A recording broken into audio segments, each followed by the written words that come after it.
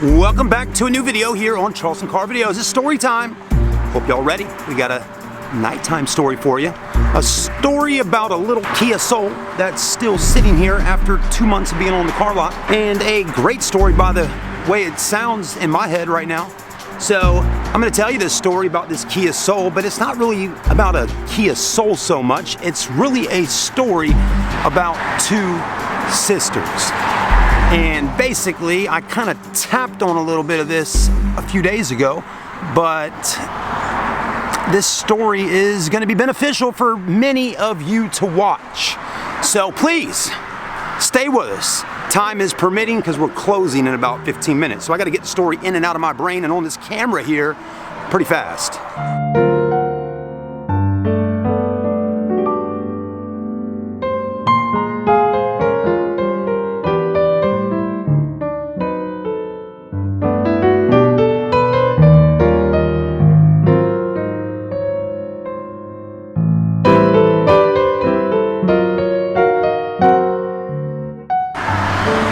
Two girls stopped by the dealership to look at the Kia Soul, and the two girls that stopped by the dealership here to look at the Kia Soul were sisters. Without getting too personal, but I guess, well, nobody's really gonna know who they are because you don't live here in Charleston and you don't know their names and you don't know anything really. You've never seen them before, so we'll be all right.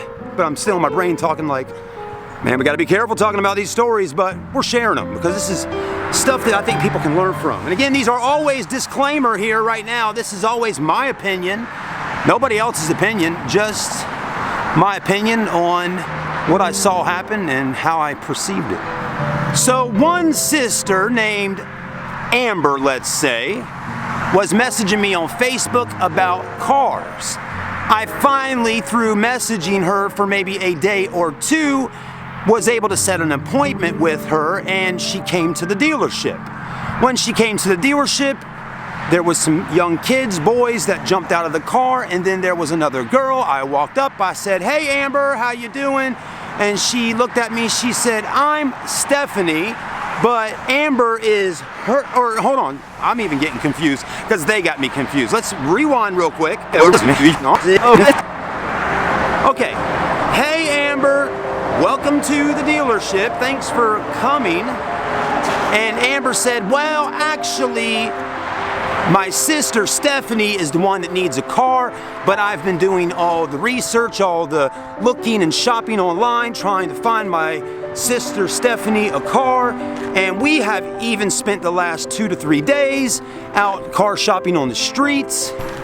Well, so in order for me to find you a decent car, I first need to know what price range of vehicles you're looking at, and we'll go from there. Now, obviously, Amber had already picked a few cars that she's seen on Facebook Marketplace that I had, and she wanted her sister to get in them and test drive them. So that's kind of what we did. And to kind of speed this story up as quick as possible here, considering we're getting ready to close, I want to go ahead and fast forward into us getting inside of the Honda Fit on the other side of the car lot over here, and she was driving the Honda Fit with me, and here's what happened. Stephanie got in the Honda Fit because again, that was one that Amber had found online, and I said, "Let me crank it up, let's take it for a ride." Now, while that kind of happened, I looked at Amber that was standing outside with two boys while Stephanie sat in the passenger seat of the Fit while I was in the driver's seat, and I could tell that Amber was kind of like, well, hold on, I want to get in the car too. But then Stephanie said, "Hey, can I just drive with him?" You know, and that's what we did, but I could tell right then and there that Amber wanted to be in control of the situation going around with this little car. So she held back. Somebody had to stay with the boys. They were like 8 and 7 or something like that. So she stayed, and me and Stephanie got off in the car. I drove it for her, and then we got down at a gas station. I switched out and I let her drive. And like in most cases when riding with customers in cars, sometimes it becomes more of a therapy session than an actual car shopping session. And basically, Stephanie had opened up and said, "Look, my husband and us are splitting up. I'm about to be taking him out of the house. You know, all of this stuff. And basically tomorrow, we're going to court, so I need a car immediately today because I've been out car shopping, can't find a car, and it's getting down to crunch time, and I need a car today because I gotta be in court tomorrow, and what else? And yeah, she's got a lot of drama going on at the house, and basically here, she has a husband that is abusive, and he supposedly is just a total jackass, okay? So there's that.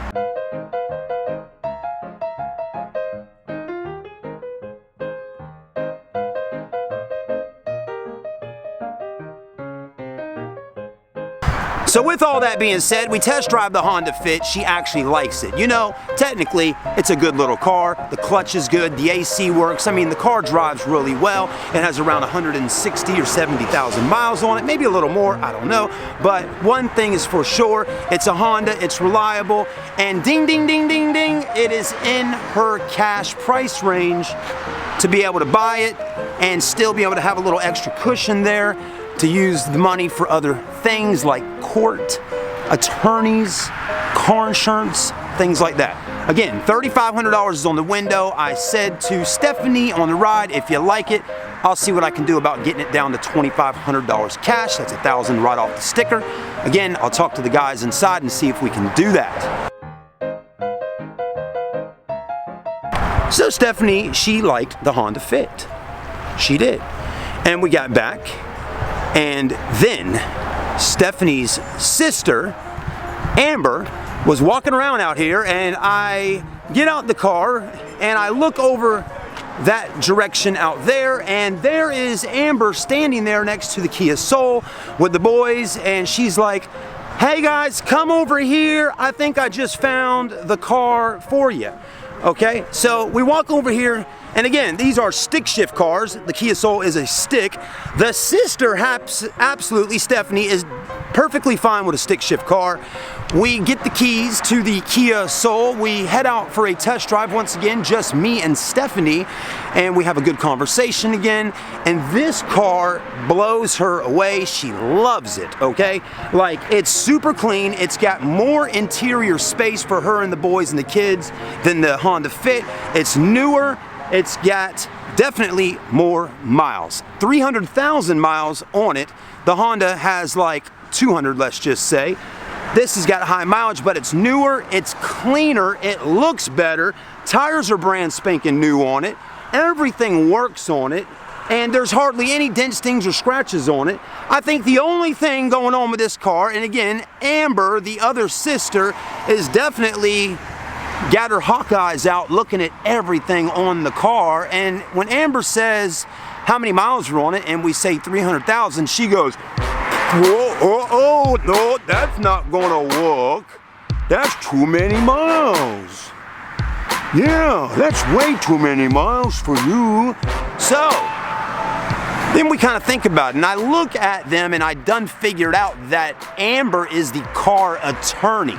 Basically, Amber is basically controlling everything, even the thoughts and the decisions that her sister Stephanie makes. And unfortunately here, Stephanie, unfortunately, is a bit weak. She's gone through a lot. I'm not saying weak as a weak person, but yes, at this particular time in her life, she is weak. She's stressed out to the max. She's got a man at the house that's very abusive. She's got a lot of crap going on there. And then on top of that, her sister probably knows all of this, and her sister is kind of like thinking she's being like the motherly type figure and making decisions for Stephanie. But at some point here, guys and girls, Stephanie really needs to take control of her life. And she needs to say, look, I gotta make the decisions that are right for me and my family. And whether that's telling my sister, look, this is what we gotta do, and telling her husband, look, this is what you're gonna do, or you're getting the hell out the house and we're having a divorce, which I think she's already done. But unfortunately, what I have gathered is that the sister, again, is looking out for her younger sister, but basically here, guys and girls, her sister, Amber, sat in my office and literally stopped Stephanie from getting a car.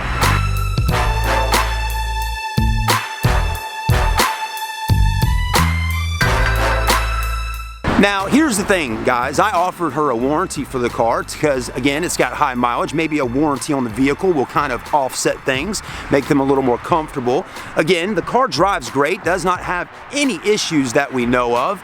I actually sold a red Kia Soul around Christmas time that had 350,000 miles on it. The lady still, even today, since Christmas, drives it from Beaufort to Charleston at the hospital downtown where she works every day. She even honks the horn at me sometimes when I'm out here on the lot.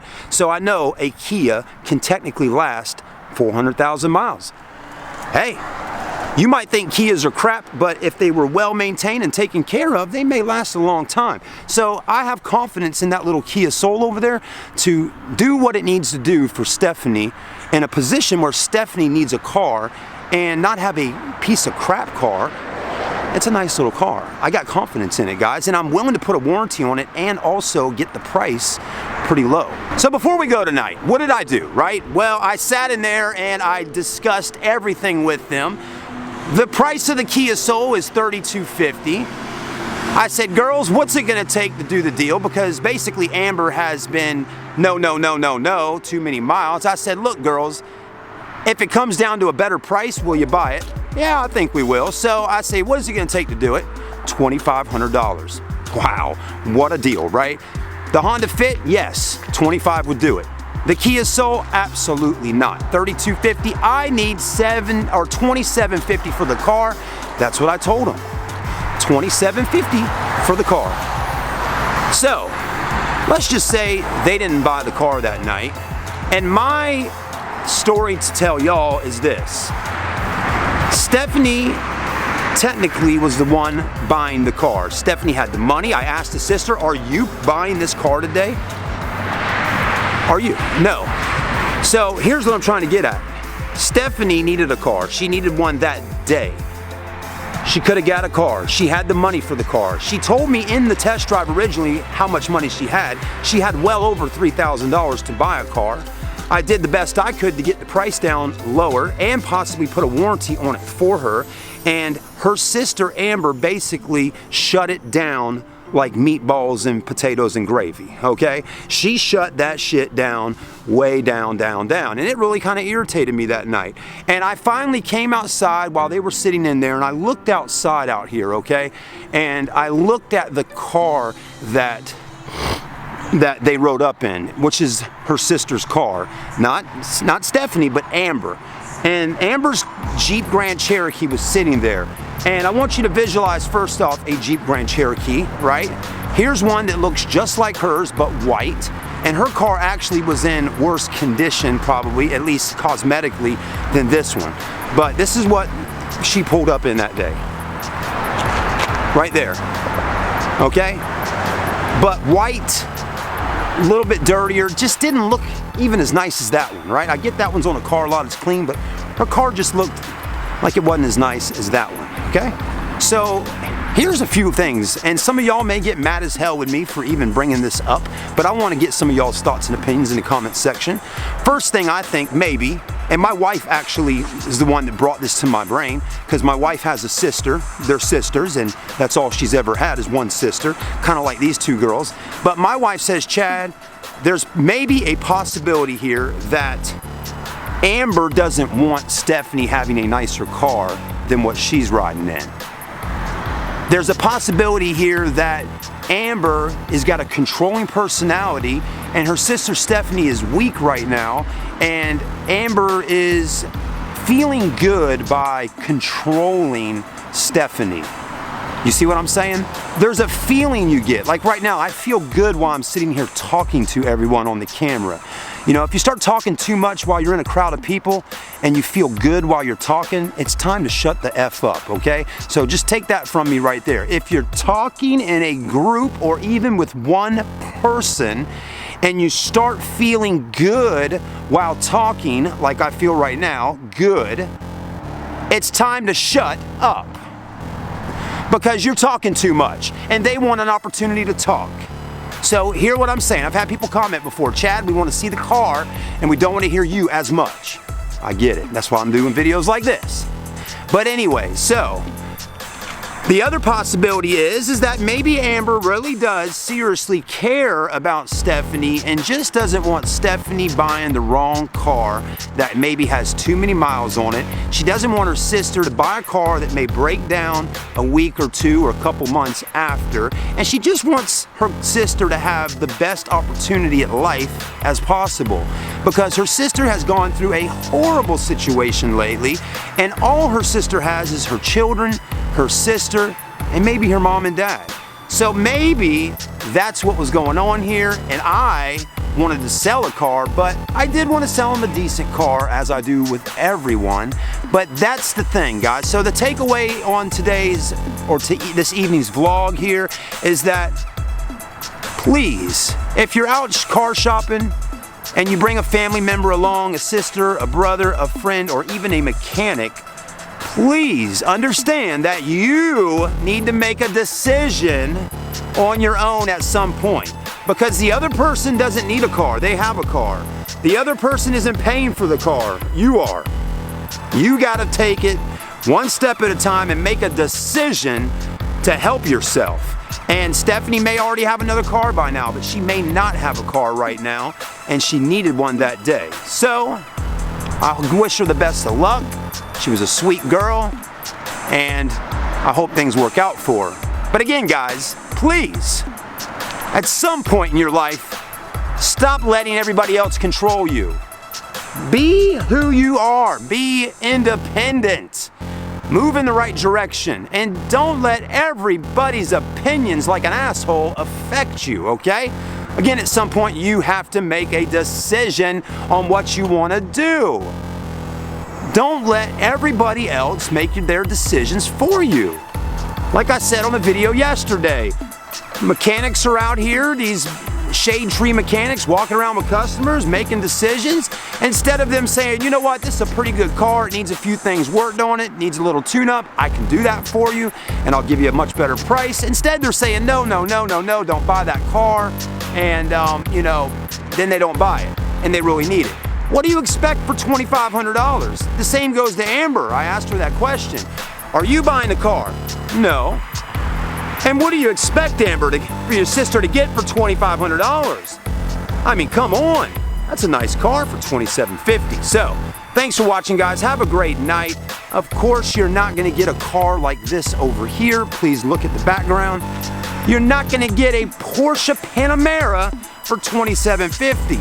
$2,750 is not even going to be able to be a down payment on a car like that unless you're freaking Michael Jordan, okay? So again, what you're expecting to get for $2,750 is an old-ass Toyota Camry, a Kia, some old car with high mileage.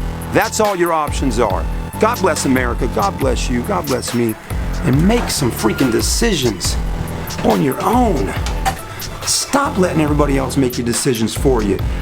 Put the big boy pants on. Grow a set of nuts. Make some decisions in your life. You'll feel better about it.